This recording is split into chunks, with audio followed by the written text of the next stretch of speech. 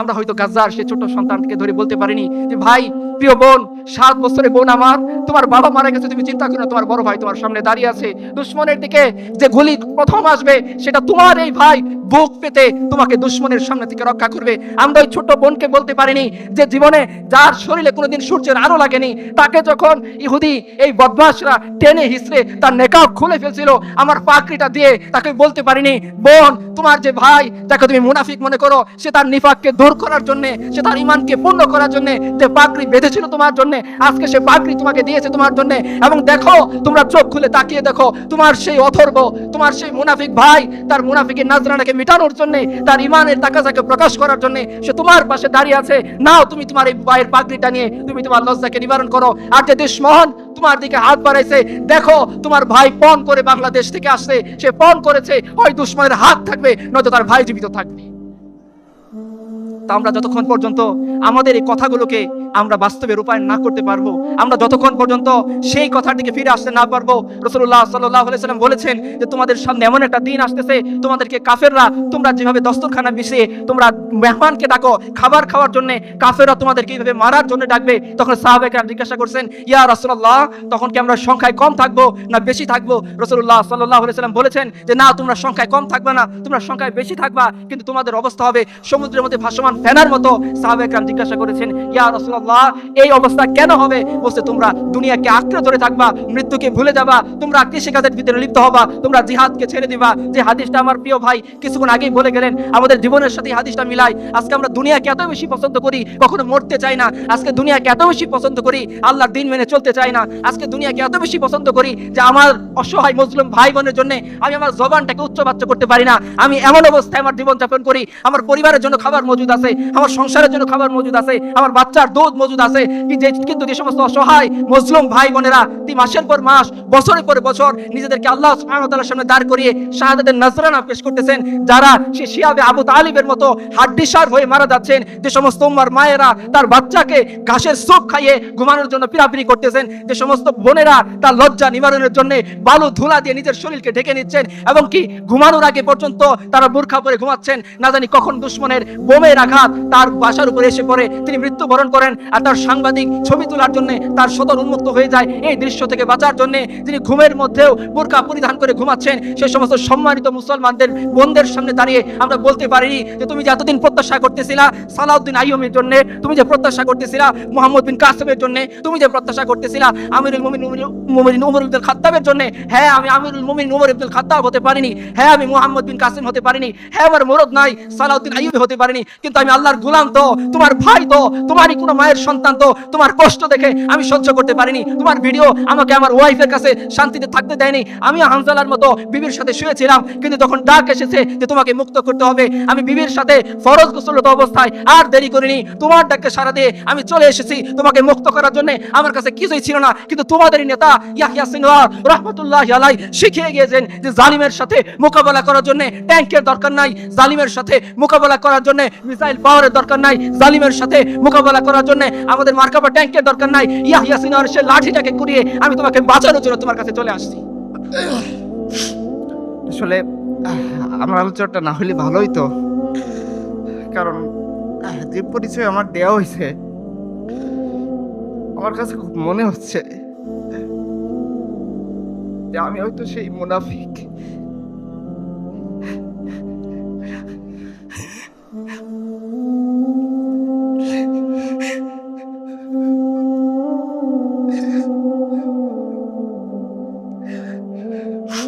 আমি এখানে আলোচনা করব, গিয়ে দিন শেষে আমার ছোট্ট সন্তানকে দেখে আমি আমার আলোচনা নিজেই ভুলে যাব। আমি এখানে আলোচনা করব আমার ওয়াইফের সাথে আমি ঠিকই আনন্দে আমি ঘুমাবো, আমি আলোচনা করব।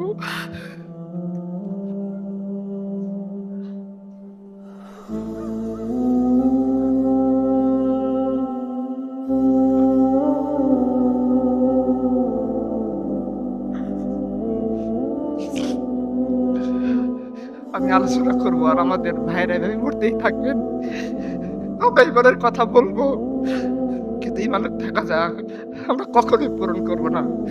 আমরা আব্দুল্লাহ ইবনে সুরাইলের সবাই কাতারে ঢুকে যাব, কখন আবু বকর ওমরের মতো দাঁড়িয়ে মুসলিম উম্মার দায়িত্ব নিতে পারবো না।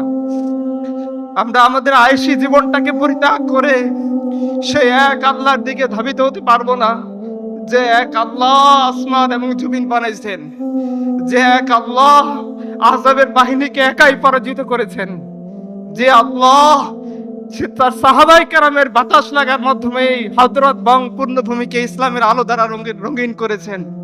আমরা হয়তো সে আল্লাহর দিকে ফিরে যেতে পারবো না।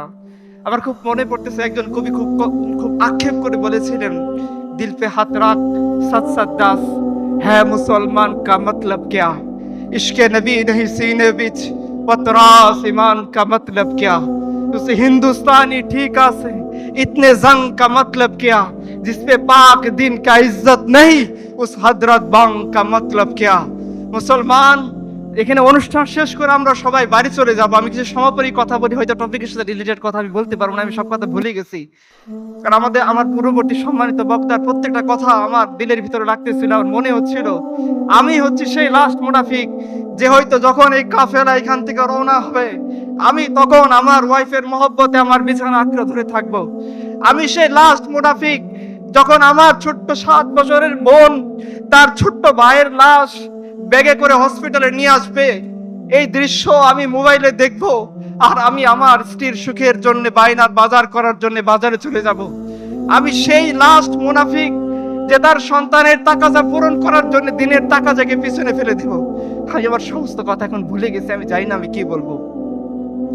আমি শুধু এটাই বলতে চাই যে আমাদের পূর্ববর্তী সম্মানিত বক্তার কথা যদি আপনারা বুঝে থাকেন, একটা বড় দায়িত্ব আমাদের সামনে অপেক্ষা করতেছেন। আমরা জানি আমরা এই দায়িত্ব পালন করতে অক্ষম, কিন্তু আমাদের মাবুদ সক্ষম। তো আমরা জানি এই দায়িত্ব আমরা পালন করতে পারবো না, কিন্তু আমাদের রব আমাকে সেই শক্তি দিবেন। তো আল্লাহ, তুমি আমাদেরকে সেই শক্তি দান করো। আল্লাহ, তুমি আমাদেরকে মাটি কামছে তোমার দিনকে আঁকড়ে ধরে থাকার তৌফিক দান করো। আল্লাহ, তোমার দিনের উপর আমাদের মৃত্যু দান করো। আল্লাহ, মুর্শিদে আকসাকে তুমি তো মুক্ত করেই দেবা। আমার মধ্যে একটা খুঁতটাকে ওই কাফেলায় তুমি শরীক করে দিও। আল্লাহ, আল্লাহ তুমি রহম করো। আজকে মুসলিম উম্মাহ তার উম্মতের কথা বলে এমন অবস্থায়, তার বাড়িতে গাড়ি আছে, তার ব্যাংকে কয়েক কোটি টাকা জমা আছে, তার ওয়াইফের কয়েক ভরি স্বর্ণ আছে, যেটা সে যাকাত সে আদায় করে না। কবে লাস্টে সে স্বর্ণ হিসাব করছিল সে ভুলে গেছে।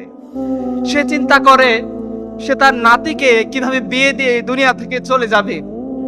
সে চিন্তা করে যে তার মৃত্যুর পর তার 3 পুরুষ কিভাবে বসে বসে খাবে। সে চিন্তা করে তার যদি এই ক্যারিয়ার না থাকে, যদি এই চাকরি সে ছেড়ে দেয়, তাহলে তার রিজিক কোত্থেকে আসবে। এই অবস্থায় আমি যদি আপনাদের সামনে কথা বলি, এই দোষে তো আমিও অপরাধী। প্রত্যেকটা বাক্য আমার অন্তরের মধ্যে বিধতেছে এবং আমাকে মনে হচ্ছে যে আমি সেই কথা বলার উপযুক্ত নই। বারবার মনে হচ্ছে যে আমাকে নিজেকে বলা উচিত যে আমি রাসূলুল্লাহর বারগার এক আদনা কুত্তা, যার আসলে তার দুনিয়াতে করার কিছু আছে না আখিরাতে আল্লাহর সামনে দাঁড়িয়ে বলার মতো কিছু আছে। যে আজকে আমাদের জীবনটা এমন ভাবে কাটতেছে যে মনে হয় মরবো না কোনোদিন।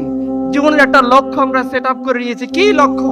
আরেকটু বড় হব, আরেকটু ভালো থাকবো, আরেকটু ভালো খাবো, ঢাকায় একটা ফ্ল্যাট কিনবো, চাকরিটা আমার প্রমোশন হতে হতে আমি একদিন সচিব হয়ে রিটায়ার্ড করব, আমি আরেকটু ভালো জায়গায় আমার একটা বাড়ি করব, আমার 3 পুরুষ বসে খাবে, আমার জীবন যৌবন সব কিছু মজ মাস্তিতে কাটবে।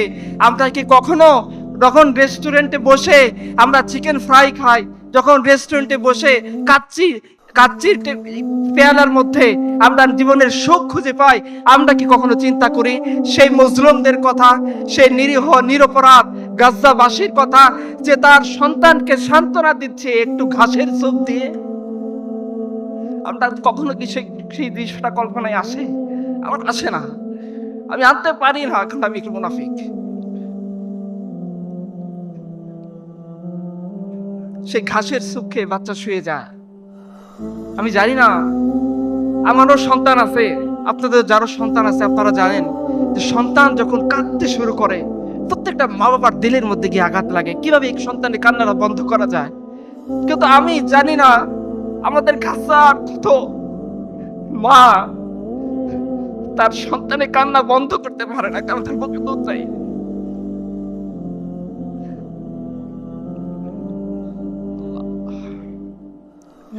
আমাদের গাছার কত বোন তার সন্তানকে রাতের বেলা ঘাসের স্যুপ খাইয়ে সান্ত্বনা দেয়, বাবা শুয়ে থাকো, হয়তো বাংলাদেশ থেকে তোমার কোনো ভাই আসবে তোমার জন্য খাবার পাঠাবে, হয়তো কেউ আসবে। রেড ক্রস চলে যায়, রেড ক্রিসেন্ট সোসাইটি চলে যায়, কুফারদের অর্গানাইজেশন গুলো চলে যায়। আপনারা ওয়েস্টে দেখতে পাবেন বিভিন্ন ইউনিভার্সিটি গুলোতে তারা গাজার পক্ষে প্রোটেস্ট করতেছে, পতাকা নিয়ে দাঁড়ায় যাচ্ছে। আজকে মুসলিম উম্মাহ কখনো কি রেস্টুরেন্টে গিয়ে বসবাস্তি করার সময় এই ভাইদের কথা মনে পড়ে আমাদের? আল্লাহ যদি আমাদেরকে আসামির কাঠগড়ায় দাঁড় করান, সম্ভবত আমাদের আর কিছু বলার থাকবে না। যখন আল্লাহ সুবহানাহু ওয়া তাআলা আমাদেরকে জিজ্ঞাসা করবেন যে আমি তো ক্ষুধার্ত ছিলাম, তোমরা কি আমাকে খাবার দিয়েছো? বান্দা জিজ্ঞাসা করবে, হে আল্লাহ তুমি তো রাজ্জাক, তুমি আমাদেরকে রিজিক দিয়েছো, আমি তোমাকে কি খাবার দান করব? আর আল্লাহ বলবেন যে তোর পাশেই এমন একজন মানুষ ছিল যারা তার সন্তানকে তোর কথা বলে ঘাসের স্যুপ খাইয়ে শুইয়ে দিয়েছিল, যে তার সন্তানকে বুকে দুধ ছিল না, ঘুম পাড়ানি গান বলে সন্তানকে সারা রাত্রি ধরে বুকের সন্তানকে আগলে রেখে তাকে একটু ঘুম পাড়ানোর জন্য চেষ্টা করেছিল। তুই যদি তাকে খাবার পৌঁছায় দিতি তবে আমাকে খাওয়ানো হইতো। রহমান সেদিন বলবেন যে তুই আমাকে পোশাক দিসনি, আমার পোশাকের দরকার ছিল। বান্দা বলবে, হে আল্লাহ তোমার কাছ থেকেই তো উপকরণ পেয়ে আমরা পোশাক বানাইছি, তোমাকে আমরা কিভাবে পোশাক দেব? আল্লাহ বলবেন যে তোর পাশেই এমন একজন বোন ছিল যার উপরে জালিমের ড্রোন আঘাত করেছে, জালিমের বোমা তার এক হাতের এক দিককে নিক্ষেপ করে হাতের একদিকে উড়িয়ে দিয়েছে। সে তার লজ্জা নিবারণের জন্য তোর দিকে হাত বাড়িয়ে একটা নেকাব চেয়েছিল, তুই সেই নেকাব দান করিসনি। আল্লাহ বলবেন যে আমি তো দুনিয়াতে আমি তো ক্ষুধার্ত ছিলাম, আমি তো তৃষ্ণার্ত ছিলাম, তোমরা আমাকে পানি পান করাওনি। বান্দা বলবে, হে আল্লাহ তোমার কাছ থেকে তো পানির সমস্ত ফোয়ারা পেয়ে আমরা আমাদের তৃষ্ণা নিবারণ করেছি, কিভাবে আমরা তোমার তৃষ্ণা নিবারণ করব? তখন আল্লাহ সুবহানাহু ওয়া তাআলা বলবেন যে গাজ্জার বুকে হেঁটে চলা তিনজন বোনকে তোরা তাকিয়ে দেখিসনি যে তার ছোট্ট একটা ভাইকে টেনে হিসড়ে নিয়ে যাচ্ছিল? কারণ এই ছোট্ট ভাইকে কুলে নেওয়ার মতো হিম্মত তার ছিল না। এই ছোট্ট ভাইটার একাংশ ছিল দুশ্মনের গুলির আঘাতে শরীর উড়ে গিয়েছে, তার পা থেকে ফুটায় ফুটায় রক্ত বের হচ্ছে। ছোট্ট 7 বছরের সেই শিশু তার ভাইকে এইভাবে লিখে দিতে যাচ্ছে না, তার এক কোলে 3 বছর বয়সী তার ছোট ভাই, তার আরেক পাশে 5 বছর বয়সী ওই ভাই যার পা থেকে রক্ত ঝরতেছে, যার মাথায় শত্রুর আঘাত লেগেছে। আর এই ছোট্ট 7 বছর বয়সী সে কচি মেয়ে তার এই ভাইকে নিয়ে হেঁটে চলছে মিশরের দিকে, হয়তো রাফা বর্ডারকে খুলে দেওয়া হবে, তারা এক নিরাপদ আশ্রয়ে প্রবেশ করবে। তুই কি তাকিয়ে দেখিসনি যে মরুভূমির সেই বালুকণার ভিতরে তীব্র উত্তাপের ভিতরে এই ছোট বাচ্চাটা তৃষ্ণার্ত অবস্থায় দুনিয়া থেকে চলে গিয়েছে, আর তুই গরমের মধ্যে স্যুপ খেতে খেতে, গরমের মধ্যে কোল্ড ড্রিঙ্কস খেতে খেতে তুই আমার সাথে তামাশা করতেছিলি, তোর মনে নেই? উম্মতে মুসলিমা প্রস্তুত হও সেই দিনের জন্য যখন তোমাদেরকে তোমাদের রবের সামনে দাঁড় করিয়ে দেওয়া হবে এবং তোমাদের রব তোমাদের সমস্ত আমল নামার ব্যাপারে জিজ্ঞাসা করবেন। আমাদের রব জিজ্ঞাসা করবেন যে তোমাকে যৌবন দিয়েছিলাম, তুমি সেটা কোন কাজে কাটাইছো? আমার রব জিজ্ঞাসা করবেন তোমাকে ইলম দিয়েছিলাম, কোন কাজে কাটাইছো? তোমাকে আমি হায়াত দিয়েছিলাম, কোন কাজে কাটাইছো? উম্মতে মুসলিমা তোমাদের হায়াত চলতেছে, মওত তোমার দোরগোড়ায় দাঁড়িয়ে আছে। এমন একটা সময় আসবে জবানকে আল্লাহ বন্ধ করে দিবেন, চোখকে আল্লাহ তাআলা কথা বলার ক্ষমতা দিবেন, হাতকে আল্লাহ তাআলা কথা বলার ক্ষমতা দিবেন। প্রত্যেকটা হাত, প্রত্যেকটা পা, প্রত্যেকটা চোখ সেদিন সাক্ষ্য দিবে যখন একদিকে উম্মতে মুসলিমা কুফফার শক্তির সামনে দাঁড়িয়ে বুক পেতে ছোট্ট একটা শহরের কিছু মানুষ পুরা কুফফার শক্তিকে তাক লাগিয়ে দিয়েছিল। তখন তুমি রং তামাশার মধ্যে ছিলা, তখন তুমি বন্ধু বান্ধবের সাথে ট্যুরে গিয়েছিলা, তখন তুমি তোমার কার চালিয়ে এমন ভাবে গরিবের উপরে কাদাকে লেপ্টে দিয়েছো, তুমি মনে করছো তুমি জমিনের বাদশা। তুমি এমন অবস্থায় দিন কাটিয়েছো, বউর সাথে মজ মাস্তি করেছো, পোলাপানের সমস্ত ইচ্ছাকে পূরণ করেছো, কিন্তু তুমি উম্মতে মুসলিমার জন্য, উম্মতে মুহাম্মদের জন্য, গাজার মুসলমানের জন্য, কাশ্মীরের জন্য, ফিলিস্তিনের জন্য, আরাকানের জন্য তুমি কিছু করনি। সেই রবের সামনে তোমরা সবাই হিসাব দেওয়ার জন্য প্রস্তুত হয়ে উম্মতে মুসলিমা তোমরা স্মরণ করো তোমাদের নবীজির কথা। হে অডিয়েন্স ভাইয়েরা, স্মরণ করেন আপনার নবীজির কথা। একটা বাচ্চা শিশু দাঁড়িয়ে আছে ঈদ উল ফিতরের দিন, রাসূলুল্লাহ সাল্লাল্লাহু আলাইহি সাল্লাম যাচ্ছেন, তিনি যখন ঈদগাহর দিকে হাঁটা দিচ্ছেন দেখছেন এই বাচ্চাটা কাঁদতেছে। জিজ্ঞাসা করছেন, বাবু তুমি কাঁদতেছে কেন? বলতেছে, হে ইয়া রাসূলুল্লাহ, আমার পিতা তো যুদ্ধে শহীদ হয়ে গিয়েছে, আমার মা অনেক আগে মারা গিয়েছে। ঈদের দিন দেখলাম অনেক বাচ্চারা সুন্দর সুন্দর পোশাক গায়ে দিয়ে তার বাবার হাত ধরে ঈদগাহে যাচ্ছে। আমারও খুব ইচ্ছে করতেছিল আমি ছোট্ট মানুষ বাবার হাতটি ধরে ঈদগাতে আপনার পিছনে গিয়ে আপনার ইমামতিতে নামাজ আদায় করব, কিন্তু আমার সেই পিতা নেই, আমার এমন কোনো মা নেই যে আমার খোঁজ খবর নিবে ঈদের দিন আমি একটু মিষ্টান্ন খাইছি কিনা, আমি একটা সুন্দর পোশাক পরছি কিনা, আমি আমার বাবার সাথে ওযু করে ঈদগাহে গেছি কিনা। এই জন্য আমার খুব কষ্ট লাগতেছে, আমি একাকে এই কোনায় দাঁড়িয়ে আছি। উম্মতে মুসলিমা শুনে রাখেন, আপনাদের নবী এই বাচ্চাকে হাত ধরে বাসায় নিয়ে গিয়েছেন, খাবার খাইয়েছেন। হুসাইন রাদিয়াল্লাহু আনহুকে যে পোশাক তিনি দিয়েছিলেন ঈদের দিন, ওই পোশাক তিনি পরিয়েছেন এবং তিনি বলেছেন যে এই বাচ্চা তুমি কি এতে সন্তুষ্ট নও? আজকে থেকে মুহাম্মদ রাসূলুল্লাহ তোমার পিতা, আয়েশা তোমার মা। আমরা হয়তো গাজ্জার সেই ছোট্ট সন্তানকে ধরে বলতে পারিনি যে ভাই, প্রিয় বোন, 7 বছরের বোন আমার, তোমার বাবা মারা গেছে, তুমি চিন্তা করো না, তোমার বড় ভাই তোমার সামনে দাঁড়িয়ে আছে। দুশমনের দিকে যে গুলি প্রথম আসবে সেটা তোমার এই ভাই বুক পেতে তোমাকে দুশমনের সামনে থেকে রক্ষা করবে। আমরা ওই ছোট্ট বোনকে বলতে পারিনি যে জীবনে যার শরীরে কোনোদিন সূর্যের আলো লাগেনি, তাকে যখন ইহুদি এই বদমাশরা টেনে হিসড়ে তার নেকাব খুলে ফেলছিল, আমার পাগড়িটা দিয়ে তাকে বলতে পারিনি, বোন তোমার যে ভাই যাকে তুমি মুনাফিক মনে করো, সে তার নিফাককে দূর করার জন্য, সে তার ঈমানকে পূর্ণ করার জন্য যে পাগড়ি বেঁধেছিল তোমার জন্য, আজকে সে পাগড়ি তোমাকে দিয়েছে তোমার জন্য। এবং দেখো, তোমরা চোখ খুলে তাকিয়ে দেখো, তোমার সেই অথর্ব, তোমার সেই মুনাফিক ভাই তার মুনাফিকের নাজরানাকে মিটানোর জন্য, তার ঈমানের তাকাজাকে প্রকাশ করার জন্য সে তোমার পাশে দাঁড়িয়ে আছে। নাও তুমি তোমার এই ভাইয়ের পাগড়িটা নিয়ে তুমি তোমার লজ্জাকে নিবারণ করো। আর যে দুশমন তোমার দিকে হাত বাড়াইছে, দেখো তোমার ভাই পণ করে বাংলাদেশ থেকে আসছে, সে পণ করেছে, হয় দুশমনের হাত থাকবে নয়তো তার ভাই জীবিত থাকবে। তা আমরা যতক্ষণ পর্যন্ত আমাদের এই কথাগুলোকে আমরা বাস্তবে রূপায়ণ না করতে পারবো, আমরা যতক্ষণ পর্যন্ত সেই কথার দিকে ফিরে আসতে না পারবো, রাসূলুল্লাহ সাল্লাল্লাহু আলাইহি সাল্লাম বলেছেন যে তোমাদের সামনে এমন একটা দিন আসতেছে, তোমাদেরকে কাফেররা, তোমরা যেভাবে দস্তরখানা বিছিয়ে তোমরা মেহমানকে ডাকো খাবার খাওয়ার জন্য, কাফেররা তোমাদেরকে এইভাবে মারার জন্য ডাকবে। তখন সাহাবায়ে কেরাম জিজ্ঞাসা করছেন, ইয়া রাসূলুল্লাহ, তখন কি আমরা সংখ্যায় কম থাকবো না বেশি থাকবো? রাসূলুল্লাহ সাল্লাল্লাহু আলাইহি সাল্লাম বলেছেন যে না, তোমরা সংখ্যায় কম থাকবে না, তোমরা সংখ্যায় বেশি থাকবা, কিন্তু তোমাদের অবস্থা হবে সমুদ্রের মধ্যে ভাসমান ফেনার মতো। সাহাবায়ে কেরাম জিজ্ঞাসা করেছেন, ইয়া রাসূলুল্লাহ, এই অবস্থা কেন হবে? বলছে, তোমরা দুনিয়াকে আঁকড়ে ধরে থাকবা, মৃত্যুকে ভুলে যাবা, তোমরা কৃষিকাজের ভিতরে লিপ্ত হবা, তোমরা জিহাদকে ছেড়ে দিবা। যে হাদিসটা আমার প্রিয় ভাই কিছুক্ষণ আগেই বলে গেলেন, আমাদের জীবনের সাথে হাদিসটা মিলাই। আজকে আমরা দুনিয়াকে এত বেশি পছন্দ করি, কখনো মরতে চাই না। আজকে দুনিয়াকে এত বেশি পছন্দ করি, আল্লাহর দিন মেনে চলতে চাই না। আজকে দুনিয়াকে এত বেশি পছন্দ করি যে আমার অসহায় মজলুম ভাই বোনের জন্য আমি আমার জবানটাকে উচ্চবাচ্য করতে পারি না।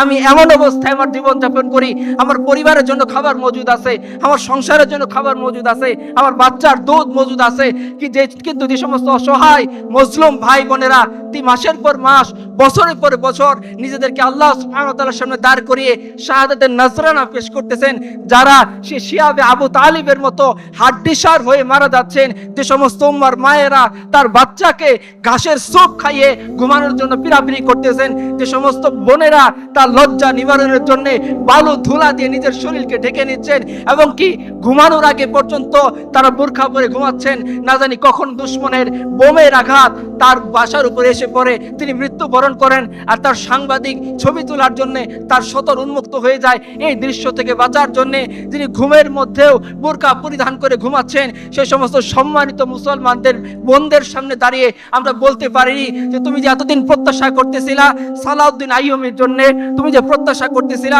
মুহাম্মদ বিন কাসেমের জন্য, তুমি যে প্রত্যাশা করতেছিলা আমিরুল মুমিনিন উমর ইবনে খাত্তাবের জন্য, হ্যাঁ আমি আমিরুল মুমিনিন উমর ইবনে খাত্তাব হতে পারিনি, হ্যাঁ আমি মুহাম্মদ বিন কাসেম হতে পারিনি, হ্যাঁ আমার মুরদ নাই সালাউদ্দিন আইয়ুবী হতে পারিনি, কিন্তু আমি আল্লাহর গোলাম তো, তোমার ভাই তো, তোমারই কোনো মায়ের সন্তান তো, তোমার কষ্ট দেখে আমি সহ্য করতে পারিনি, তোমার ভিডিও আমাকে আমার ওয়াইফের কাছে শান্তিতে থাকতে থাকতে দেয়নি। আমি হানজালার মতো বিবির সাথে শুয়েছিলাম, কিন্তু যখন ডাক এসেছে যে তোমাকে মুক্ত করতে হবে, আমি বিবির সাথে ফরজ গোসলরত অবস্থায় আর দেরি করিনি, তোমার ডাকে সাড়া দিয়ে আমি চলে এসেছি তোমাকে মুক্ত করার জন্য। আমার কাছে কিছুই ছিল না, কিন্তু তোমাদের নেতা ইয়াহইয়া সিনওয়ার রাহমাতুল্লাহি আলাইহি শিখিয়ে গিয়েছেন যে জালিমের সাথে মোকাবেলা করার জন্য ট্যাঙ্কের দরকার নাই, জালিমের সাথে মোকাবেলা করার জন্য মিসাইল পাওয়ারের দরকার নাই, জালিমের সাথে মোকাবেলা করার জন্য আমাদের মার্কাবা ট্যাঙ্কের দরকার নাই। ইয়াহইয়া সিনওয়ার সে লাঠিটাকে কুড়িয়ে আমি তোমাকে বাঁচানোর জন্য তোমার কাছে চলে আসছি। যদি হতে পারতো এরকম, হয়তো আমরা আল্লাহর সামনে দাঁড়িয়ে সেই হিসাব দিতে পারতাম, যে হিসাবের ভয় কিছুক্ষণ আগে আমাদের প্রিয় ভাই আমাদেরকে দেখিয়ে গেলেন। যদি আমরা প্রস্তুত হতে না পারি সেই দিনের জন্যে, সেই ফিতনাকে নির্মূল করার জন্যে, তাহলে মনে হয় আমরা আল্লাহ সুবহানাহু ওয়া তাআলার সামনে কখনো মুখ দেখাইতে পারবো না। আমি শেষ করে দিচ্ছি একটা পয়েন্ট বলে। আমাকে বলা হচ্ছিল সমাজ কল্যাণের কথা বলতে। পৃথিবীর মধ্যে সবচেয়ে বড় কল্যাণ কোনটা? সবচেয়ে বড় কল্যাণ হচ্ছে পৃথিবী থেকে শিরক এবং কুফরকে নির্মূল করা। এটা আমার কথা না, আল্লাহ সুবহানাহু ওয়া তাআলা বলেছেন কাতিলুহুম হাত্তা লা তাকুনা ফিতনা। এই ফিতনার ব্যাখ্যা উলামায়ে কেরাম বলেছেন যে শিরক এবং কুফরের কথা বলা হচ্ছে যতদিন পর্যন্ত আমরা কুফরের কর্তৃত্বকে ধ্বংস করতে না পারবো, যতদিন পর্যন্ত সাপের মাথাকে আমরা শেষ করে দিতে না পারবো, যতদিন পর্যন্ত কুফরের তাকতকে আমরা নিঃশেষ করতে না পারবো, আমরা আমাদের কাঙ্ক্ষিত যে সাফল্য, কাঙ্ক্ষিত যে বিজয়, সেটা কখনোই আমরা অর্জন করতে পারবো না। সো দুনিয়ার মধ্যে সবচেয়ে বড় যে সমাজ কল্যাণ, যেটা আল্লাহ সুবহানাহু ওয়া তাআলা ফতোয়া অনুসারে, সেটাই হচ্ছে কি জমিন থেকে সমস্ত বাতিল উপাস্যকে মিটিয়ে দিয়ে এক আল্লাহর বিধান অনুসারে জমিনকে চলতে সুযোগ দেওয়া, জমিন থেকে সমস্ত বাতিল আইডিওলজিকে মিটিয়ে দিয়ে মানুষকে মানুষের অধিকার ফিরিয়ে দেওয়া, জমিন থেকে সমস্ত তন্ত্র মন্ত্র দূর করে এক আল্লাহ সুবহানাহু ওয়া তাআলার দেওয়া দ্বীনকে কায়েম করে প্রত্যেকটা মানুষকে তার ঘরে ঘরে খাবার পৌঁছে দেওয়া। এটা সেই দিন যখন আবু বকর রাদিয়াল্লাহু আনহু মুসলিম উম্মার খলিফা হলেন। তাকে তার প্রতিবেশী বলতেছিল যে এখন তো আবু বকর খলিফা হয়েছে, এখন তো আমাকে ভুলে যাবে। আবু বকর তো খলিফা হওয়ার আগে আমার দুধ দহন করে দিত, আমার বাচ্চার খোঁজ খবর রাখতো, এখন আবু বকর মুসলিম উম্মাকে নিয়ে ব্যস্ত হয়ে গেছে, আমার দুধ কে দহন করে দিবে? আবু বকর রাদিয়াল্লাহু আনহুর কাছে যখন এই খবর পৌঁছানো হলো, আবু বকর রাদিয়াল্লাহু আনহু ওই প্রতিবেশীকে বললেন, তুমি তোমার ভাইয়ের কথা ভুল বুঝো না, তোমার ভাই খলিফা হয়েছে, সে আবু বকর তো সে ঠিকই খিলাফতের দায়িত্বে থাকা অবস্থায়ও তোমার দুধ দহন করে দিয়ে যাবে। এবং তাই হয়েছে।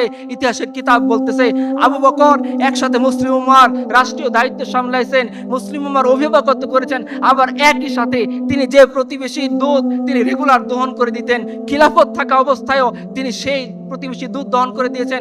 আপনারা জানেন ওমর রাদিয়াল্লাহু আনহু আবু বকরের সাথে সব সময় আমলি একটা প্রতিযোগিতা লেগে থাকতেন। তো তার ইচ্ছা ছিল যে আবু বকর যে সমস্ত জায়গায় সমাজ কল্যাণের জন্য, উম্মার কল্যাণের জন্য তিনি কাজ করেন, তিনি ওই সমস্ত জায়গায় আবু বকরকে পেছনে ফেলে দিবেন, কারণ আবু বকর রাষ্ট্রীয় দায়িত্ব নিয়ে ব্যস্ত। তো তিনি দেখতেন আবু বকর দিন রাতে উঠে এক কিনারায় সীমান্তবর্তী অঞ্চলে চলে যায়। কোথায় যায়? তিনিও গেছেন। তিনি গিয়ে দেখেন যে আবু বকর রাদিয়াল্লাহু আনহু মুসলিম উম্মার খলিফা, তিনি সীমান্তবর্তী একটা অঞ্চলে গিয়ে একটা অসহায় বৃদ্ধা যে চোখে দেখে না, তাকে দেখার কেউ নাই, তিনি গিয়ে তার ঘর ঝাড়ু দিচ্ছেন, তার বাসন কোসন পরিষ্কার করে দিচ্ছেন, তার জন্যে মশকে করে পানি তার ঘরের ভিতরে দিয়ে আসছেন, তার খাবার দিয়ে আসছেন। এই দৃশ্য দেখার পর ওমর বলতেছে, হে আবু বকর, আপনি পরবর্তী উম্মতের জন্য, পরবর্তী খলিফাদের জন্য কঠিন করে গেলেন। তো যে সমাজ কল্যাণের কথা আমরা বলি, যে সমাজ থেকে সন্ত্রাস নির্মূল কথা বলি, যে সমাজের মধ্যে ইনসাফ কায়েমের কথা বলি, যে সমাজের মধ্যে ন্যায় নীতি কায়েমের কথা বলি, এই সমাজ কখনোই আল্লাহ সুবহানাহু ওয়া তাআলার যে ফতোয়া, সেই ফতোয়া অনুসরণ করা ছাড়া সম্ভব না। আল্লাহ বলেছেন দুনিয়া থেকে সমস্ত কাফেরকে মিটিয়ে দাও, আল্লাহ বলেছেন দুনিয়াতে সমস্ত কুফরকে মিটিয়ে দাও, শিরককে মিটিয়ে দাও, তাহলে অটোমেটিক সমাজ কল্যাণ হবে। আজকে যদি শিরককে নির্মূল করা যায়, কুফরি শক্তিকে নির্মূল করা যায়, ইনশাআল্লাহ গাজায় শান্তি ফিরে আসবে। আজকে যদি কুফরি শক্তিকে নির্মূল করা যায়, ইনশাআল্লাহ বাংলায় শান্তি ফিরে আসবে। বাংলায় শুধুমাত্র দোয়া দরুদ পড়ে, শুধু সেমিনার করে শান্তি ফিরিয়ে আনা সম্ভব না। যতক্ষণ না বাংলা তার পাশের কুফরকে নির্মূল না করবে, যতক্ষণ না গাজা তার পাশের কুফরকে নির্মূল না করবে, যতক্ষণ না পৃথিবী তার সমস্ত জঞ্জালকে ধুয়ে মুছে সাফ না করবে, ততক্ষণ পর্যন্ত পৃথিবীতে এই শান্তি শৃঙ্খলার প্রতিষ্ঠা করা সম্ভব নয়। গভর্নর আব্দুল হামিদ তিনি কোরআন পড়তেছিলেন, তো তার কোরআনের পাশে রাখা ছিল তলোয়ার। তার ছোট্ট মেয়ে সে জিজ্ঞাসা করতেছে, আব্বা আপনি কোরআন পড়তেছেন, কোরআনের পাশে তলোয়ার কেন রাখতেছেন? গভর্নর আব্দুল হামিদ হিস্টোরিক্যাল একটা কবিতা বলেছিলেন, বলছে বেটা তুই জানোস না, ঈদ কুওয়াত হাফিজা ইয়াকদি গারান মেহবরান আর কায়নাতে জিন্দেগিরা মেহবরান। বেটি তুমি জানো না কোরআন এবং তলোয়ার দুটি একসাথে চলে। কোরআন এই জন্য যাতে তলোয়ার জুলুম করতে না পারে, আর তলোয়ার এই জন্য যাতে কোরআনের রাস্তা পরিষ্কার হয়ে যায়। আল্লাহ সুবহানাহু ওয়া তাআলা আমাদেরকে সেই সত্যিকার যে সমাজ কল্যাণ সেই পথে অগ্রসর হয়ে নিজের জীবনকে আল্লাহ সুবহানাহু ওয়া তাআলার জন্য দিয়ে সেই মৃত্যু আমাদেরকে আল্লাহ তাআলা নসিব করুন, যে মৃত্যুর জন্য গাজার মানুষজন দোয়া করতেছেন, যে মৃত্যুকে গাজার মানুষজন বরণ করে নেওয়ার জন্য নিজের বুককে পেতে নিচ্ছেন, যে মৃত্যুকে পাওয়ার জন্য আমাদের ছোট্ট ছোট্ট বাচ্চারা শহীদ খেলতেছেন, যে মৃত্যুকে পাওয়ার জন্য গাজার সেই মহান মুজাহিদরা দিনের পর দিন, মাসের পর মাস, বছরের পর বছর লড়াই করতেছেন, যাতে আমরাও একথা বলতে পারি, জব রূহ মেরে পেরাহানে খাকি সে নিকলি তো উপর সে আওয়াজ আবে কে মেরা ফকিরা। যখন আমার রূহ আল্লাহ সুবহানাহু ওয়া তাআলার কাছে চলে যাচ্ছে আর আমার আল্লাহ বলে দিচ্ছেন যে ওকে ছেড়ে দাও, ও আমারই বান্দা, ওর হিসাব কেন নেওয়া লাগবে? তুমি কি দেখো নাই সে ট্যাঙ্কের সামনে দাঁড়িয়ে এক তাওহীদের কথা বলতে বলতে নিজের জীবনকে আমার জন্য দিয়ে আসছে? তুমি কি দেখো নাই সমস্ত বাধার পাহাড়কে ডিঙ্গিয়ে, সমস্ত কুফরি শক্তিকে চক্রাঙ্গিয়ে সে তার বাংলা থেকে আমার মুসলিমদেরকে সাহায্য করার জন্য ঘোড়া দৌড়িয়ে চলে গিয়েছে? তুমি কি দেখো নাই তার শরীরের অঙ্গ প্রত্যঙ্গগুলা একসাথে কিয়ামতের দিন উঠতেছে না, বিভিন্ন জায়গা থেকে তার হাত পা গুলো উঠতেছে, এবং আল্লাহ যখন জিজ্ঞাসা করবেন ও আমার বান্দারা কি আনছো, এই বান্দাকে জিজ্ঞাসা করার কখনোই দরকার পড়বে না। বান্দা তো উঠতেছে, আল্লাহ দেখতেছেন, জমিন সাক্ষ্য দিচ্ছে যে এই বান্দা এমন বান্দা যে হসপিটালে বেডে শুয়ে মৃত্যুবরণ করে নাই, এই বান্দা এমন বান্দা যে বউয়ের সাথে হাসি খুশিরত অবস্থায় নিজের জীবনকে দিয়ে দেয় নাই, এই বান্দা এমন বান্দা যে নিজের সন্তানকে নিয়ে হাসি খুশি অবস্থায় মজ মাস্তি বন্ধুর সাথে করারত অবস্থায় মৃত্যুবরণ করে নাই, এই এমন অবস্থায় মৃত্যুবরণ করেছিল যখন তার দেহের শরীরের টুকরোগুলোকে একসাথে গোনা যাচ্ছিল না, এই এমন অবস্থায় মৃত্যুবরণ করেছিল যখন পুরা কুফরি শক্তি তার দিকে চোখ রাঙিয়ে তাকিয়েছিল, আর সে আমার রহমতের দিকে দৃষ্টি দিয়ে সে আমার জন্য বের হয়ে জীবনটা আমার জন্য দিয়েছে। এ এমন এক বান্দা যে না আসমানকে দেখছে, না জমিনকে দেখছে, না আমেরিকাকে দেখছে, না ইউরোপকে দেখছে, না আমেরিকাকে দেখছে, কিচ্ছুকে দেখে নাই, না রাশিয়ার চোখ রাঙানি সে ভয় করছে, না হিন্দুস্তানের মোদির চোখ রাঙানি সে ভয় করেছে। সে এক আল্লাহর উপর ভরসা করে তাকে যে আল্লাহ দায়িত্ব দিয়েছিলেন সে দায়িত্ব পালন করার জন্য সে পাগলের মতো ছুটে গেছে, আর আল্লাহ সুবহানাহু ওয়া তাআলা তাকে সেই সমস্ত সাহাবীদের মতো মৃত্যু নসিব করেছেন। হয়তো আমাদের অবস্থা এমন হবে যে আমরা মারা যাব, আর সাদ ইবনে মুআযের মতো আল্লাহর আরশ কেঁপে উঠবে। এটা এক মৃত্যু। আরেক মৃত্যু হচ্ছে এমন, আমি হাসপাতালে বেডে শুয়ে আছি, আমার চতুর্দিকে শরীর হাত পায়ের মধ্যে তার লাগানো আছে, আমাকে নার্সরা চিকিৎসা সেবা দিচ্ছে, সমানে পাম্প করতেছে, এই অবস্থায় আমি মারা গেছি। কিয়ামতের দিন আমার হাতের মধ্যে 10টা পাইপ লাগানো, নাকে নল লাগানো, চোখের মধ্যে যন্ত্র সেট আপ করা, সমানে টিকটিক শব্দ হচ্ছে, এই অবস্থা আমি উঠতেছি। এটা এক মৃত্যু। আরেকটা মৃত্যু হচ্ছে ইয়াহিয়া সিনওয়ারের মৃত্যু। এখন আপনি চিন্তা করেন যে আমি কোন মৃত্যুকে মুছে নেব? নিজের দিলের ভিতর যে নিফাক আছে, যে ইমান বিরোধী কার্যক্রম আছে, যে আমাদের মধ্যে যে ভীরুতা আছে, সেটাকে দূর করার তো একটাই রাস্তা, যে আল্লাহ জীবন তো একটাই ছিল, আল্লাহ হায়াত তো একটাই ছিল, আল্লাহ তুমি তো আমাকে একবারই দুনিয়াতে সৃষ্টি করেছিলা, এই হায়াতের ভয়ে আমি তোমার দ্বীনে হক থেকে দূরে সরে যাইনি। এই যে হায়াত, এই হায়াতের ভয়ে আমি কুফরি শক্তির দিকে তাকিয়ে চোখ নামিয়ে কথা বলিনি। এই যে হায়াত, এই যে জীবন, এই যে চাকরি, এই যে বিবি, এই যে বাচ্চা, এইটার ভয়ে আমি তোমার দিন থেকে সরে যাইনি। আমিও সে সমস্ত মানুষদের পথ বেছে নিয়েছি যাদের মৃত্যুর সময় তুমি বলেছো রাদিয়াল্লাহু আনহুম ওয়া রাদওয়ান, তাদের উপর আমি সন্তুষ্ট, তারা আমার উপর সন্তুষ্ট। আমরা দিনে হক বোঝার পরে হে আল্লাহ তোমার সেই পথ বেছে নিয়েছি, আমরা ওই পথ বেছে নিইনি যে পথ বেছে নেওয়ার কারণে আমাদের নবীজি বলেছেন যে তোমাদের উপর শত্রু বাহিনী ঝাঁপিয়ে পড়বে, যেভাবে দস্তরখানা বিছিয়ে তোমরা মেহমানকে ডাকো, ওইভাবে তোমরা তোমাদের শত্রু বাহিনী কবলে পড়বে, তারা তোমাদেরকে মারার জন্য ডাকবে। ইয়া আল্লাহ এই জিল্লতি থেকে বাঁচার জন্য আমরা আমাদের জীবনকে, আমাদের যৌবনকে, আমাদের হায়াতকে, আমাদের চাকরিকে, আমাদের ব্যবসাকে, আমাদের পরিবারকে শুধু তোমার দিকে তাকিয়ে কুরবানি করে দিয়েছি, যাতে তুমি একটু বলে দাও এই ফেরেশতাদেরকে ও আমারই বান্দা, যাতে হাসরের দিন তুমি একটু বলে দাও ও আমারই বান্দা। আর যখন রাসূলুল্লাহ সাল্লাল্লাহু আলাইহি ওয়াসাল্লাম তার কাফেলা নিয়ে জান্নাতের দিকে রওনা হবেন, তুমি যাতে আমাকে এই কাফেলায় ঢুকিয়ে দাও।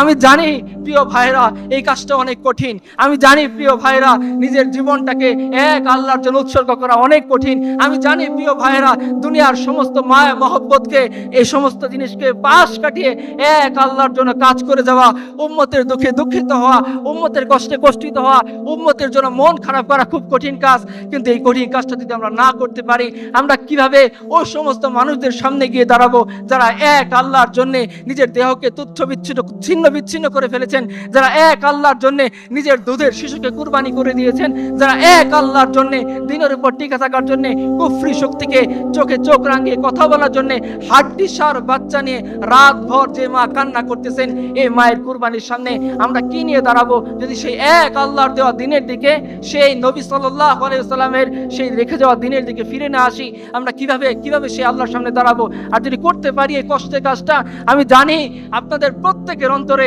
ছোট্ট সে আগুন জ্বলতেছে। আপনার এই আগুনটাকে সংরক্ষণ করে রাখেন।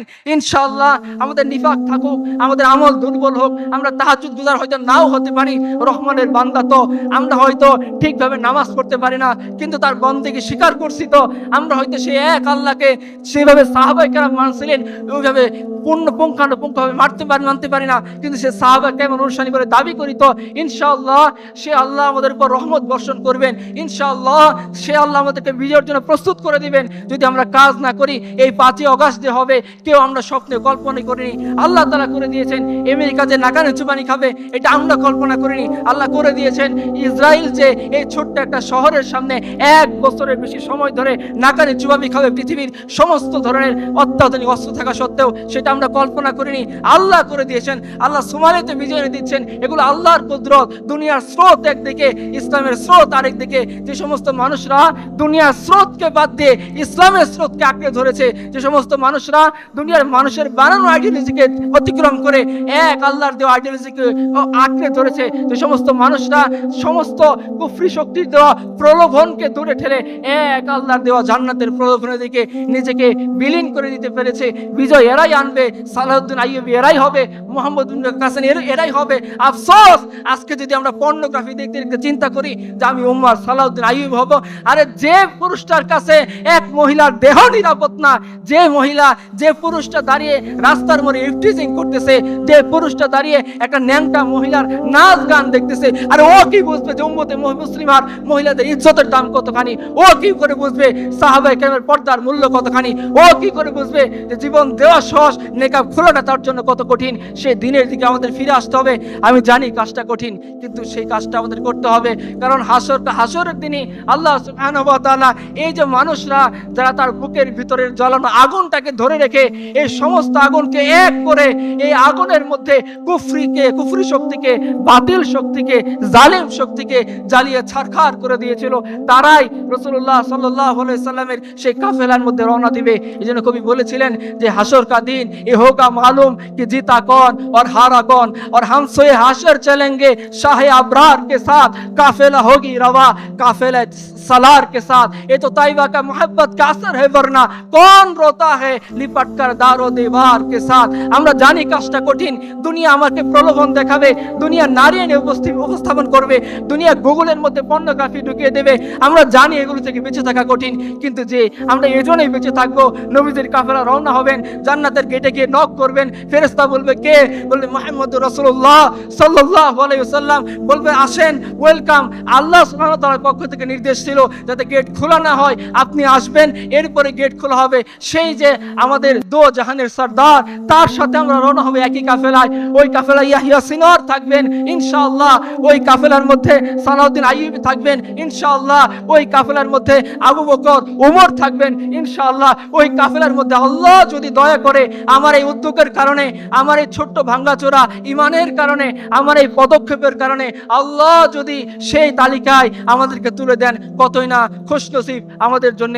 শেষ করে দিচ্ছি, একজন কবি বলেছেন মুলক মিল্লাত पर फिदा उम्रे रवा करते चलो, ए हयाते चंद रोजा जाविदा करते चलो, खालिद जर्रार की दीनी हमायत की कसम बुत का दो कबूत से फिर बेनिशा करते चलो।